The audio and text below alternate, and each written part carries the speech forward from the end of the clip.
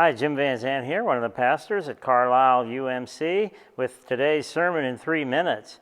Last week we finished our 3-week series on the 3 simple rules of John Wesley, founder of the movement that became Methodism. 3 simple rules that he gave to the faith communities that he and his associates established, not only in England but here on our shores as well. So this past week we looked at staying in love with God, the 3rd rule. Stay in love with God. Sounds fairly simple, but he didn't leave his faith communities alone to figure out how to do that. He gave them some tips. And the tips he used are some age-tested practices that Christians have used all through the centuries to try and stay in love with God. Prayer, the vertical relationship that God has given us. Worship, the gathering each and every week for worship with and fellowship with other Christians. Certainly coming to the Lord's table can be an important time where we come face to face, in a sense, with Jesus himself and the sacrifice and his love and his grace and mercy.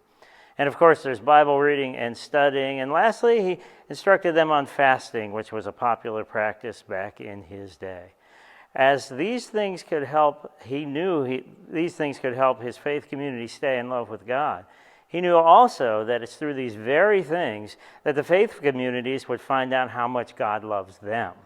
And that's one of the things that happens. I know when people miss church or refuse to open the Bible or don't take advantage of the opportunity of prayer, one of the things I lament is sometimes many people miss finding out how much God loves them. And until you know how much God loves you, how would you ever be motivated to give back to God? Life is incomplete without God, and we need to find out how much he loves us. That's why Jesus came, gave his life for us, so that he could show us how much his Father in heaven loves us. Remember how much God loves you. Don't ever take it for granted, and take advantage of the ways that God has given you in order to find that out for yourself. Have a great week. This is Sermon in 3 minutes.